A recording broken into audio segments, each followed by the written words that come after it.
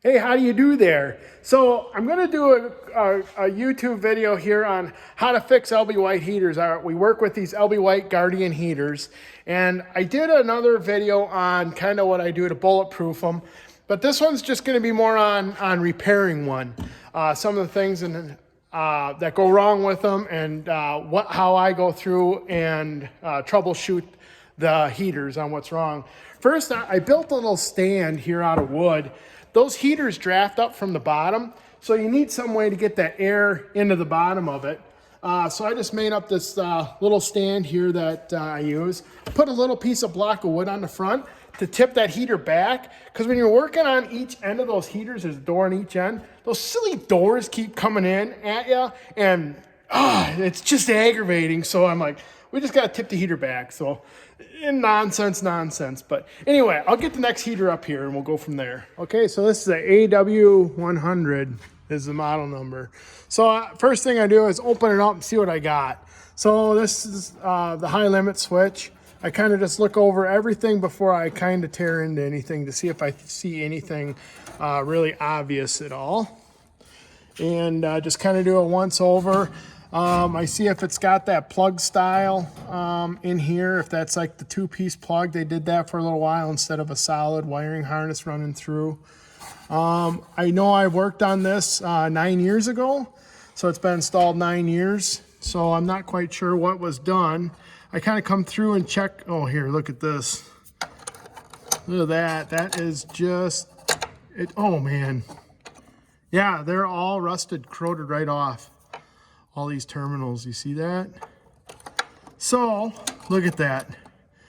Yep, every one of them. So I got to put a new brain box in this. They are literally all falling off, all these terminals. So look at that. Look at that. Every one of those little terminals corroded right off. So I'm going to go ahead and replace that and see where we're at. Okay, so I got the new brain box in, and I got all the new terminals put in. Now I'm using these flag connectors, what they're calling a flag connector. Use those, you have to have a special crimping tool to put those on.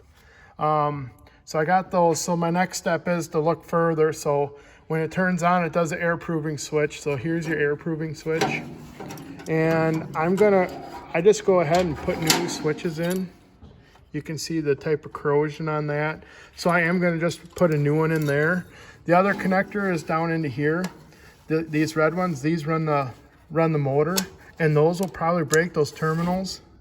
I mean, you see right in there, it just broke right off. So I always replace those terminals. So I'm going to go ahead and replace those, and then we'll move to the other side. Okay, so I have the air proving switch put back in. New connectors on there. Same way on the motor here. New connectors put there. So that side's all good. The starter capacitor, I very rarely have issues with the starter capacitor.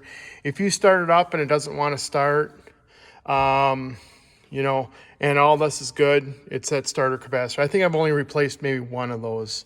So you can test those with a multimeter too. All right, then we move on to the other side here. So here we just have, let's see, the high temp. If we lose our fan or whatever, this is the high limit switch. So the power's coming from the brain box over to here.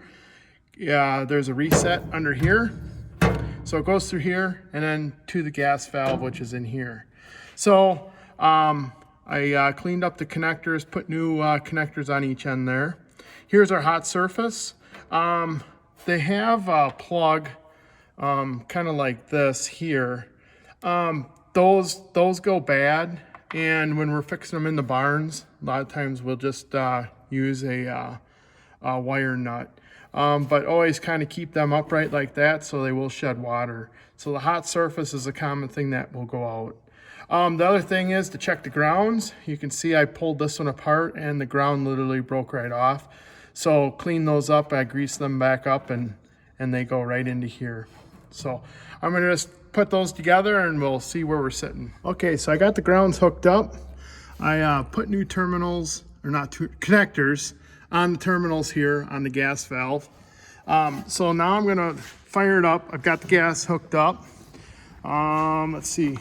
We're gonna flip it on. So when it turns on, it's gonna check the air proving switch so that it's gonna fire up, blow the air through.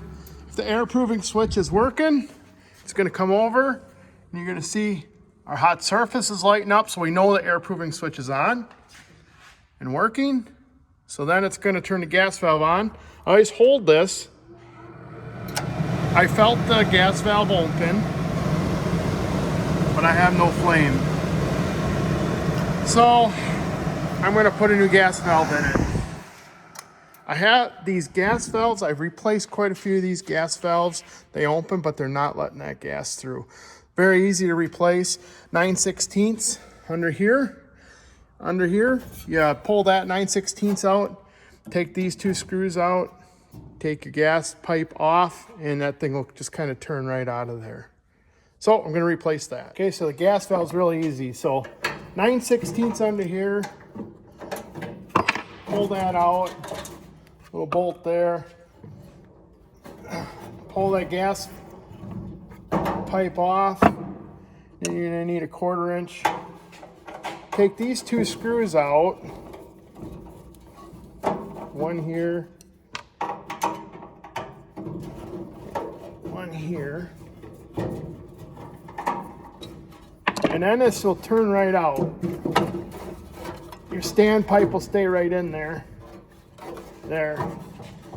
You can see how that comes out. And then you need a Phillips to pull this and this off. It'll pull that guard off. Then you can pull that gas valve right out.